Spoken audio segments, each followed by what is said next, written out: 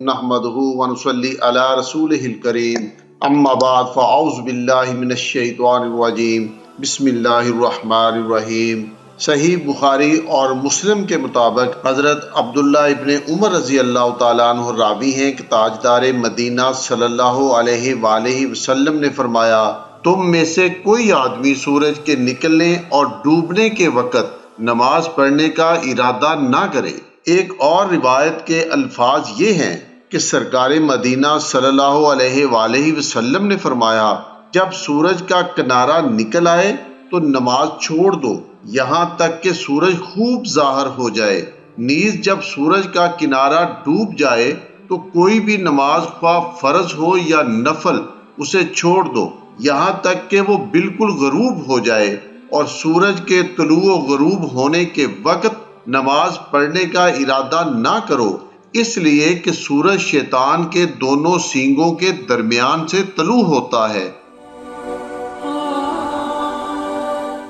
حضرت عقبہ ابن عامر رضی اللہ تعالیٰ عنہ فرماتے ہیں کہ تاجدار مدینہ صلی اللہ علیہ وآلہ وسلم 3 وقتوں میں نماز پڑھنے اور اپنے مردوں کو دفن کرنے سے منع فرمایا کرتے تھے۔ اول سورج نکلنے کے وقت یہاں تک کہ سورج بلند ہو جائے، دوسرے دوپہر کا سایہ قائم ہونے کے وقت یہاں تک کہ سورج ڈھل جائے، اور تیسرے اس وقت جب آفتاب یعنی سورج ڈوبنے لگے یہاں تک کہ غروب ہی ہو جائے۔ حضرت ابو سعید خدری رضی اللہ تعالیٰ عنہ راوی ہیں کہ تاجدار مدینہ صلی اللہ علیہ وآلہ وسلم نے فرمایا، صبح کی نماز کے بعد اس وقت تک جب تک کہ سورج بلند نہ ہو جائے کوئی نماز نہیں، اور عصر کی نماز کے بعد اس وقت تک کہ آفتاب یعنی سورج چھپ نہ جائے کوئی نماز نہیں۔ حضرت عمرو ابن ابسہ رضی اللہ تعالیٰ عنہ فرماتے ہیں کہ تاجدار مدینہ صلی اللہ علیہ وآلہ وسلم مدینہ تشریف لائے تو میں بھی مدینہ آیا اور سرکار مدینہ کی خدمت اقدس میں حاضر ہو کر عرض کیا، یا رسول اللہ مجھے نماز کے اوقات بتا دیجئے۔ سرکار مدینہ نے فرمایا،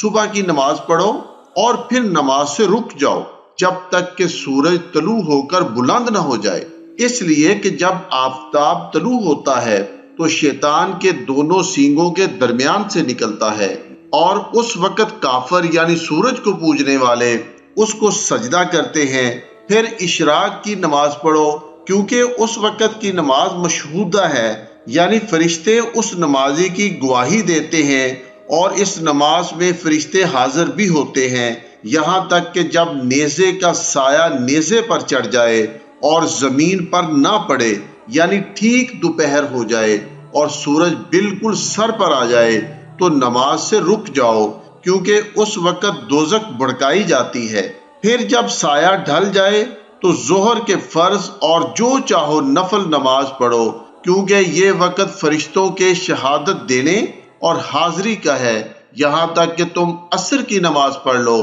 پھر نماز سے رک جاؤ یہاں تک کہ آفتاب غروب ہو جائے، کیونکہ آفتاب شیطان کے دونوں سینگوں کے درمیان غروب ہوتا ہے، اور اس وقت کفار یعنی آفتاب کو پوجنے والے اس کی طرف سجدہ کرتے ہیں۔ حضرت عمرو ابن ابسہ رضی اللہ تعالیٰ عنہ فرماتے ہیں کہ میں نے پھر عرض کیا، یا رسول اللہ صلی اللہ علیہ وآلہ وسلم وضو کی فضیلت کے متعلق بھی بتا دیجئے۔ سرکار مدینہ نے فرمایا، تم میں سے جو آدمی وضو کا پانی لے اور نیت کرنے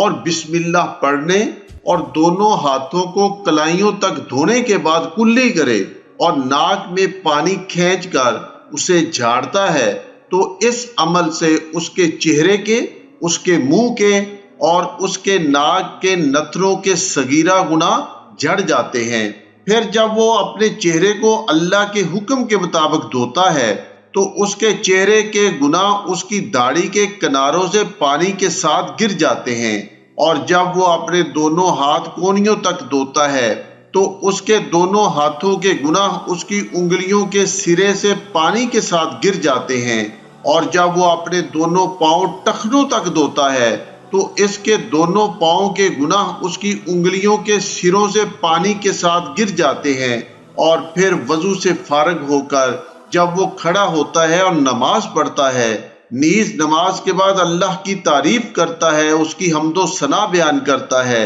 یعنی ذکر اللہ بہت زیادہ کرتا ہے، اور اسے اس بزرگی کے ساتھ جس کے وہ لائق ہے یاد کرتا ہے، اور اپنے دل کو اللہ کے لیے خالی کرتا ہے، یعنی اس کی طرف متوجہ کرتا ہے، تو وہ نماز کے بعد گناہوں سے ایسے پاک ہو کر لوٹتا ہے گویا اس کی ماں نے اسے آج ہی جنم دیا ہو۔ وما علینا الا البلاغ المبین۔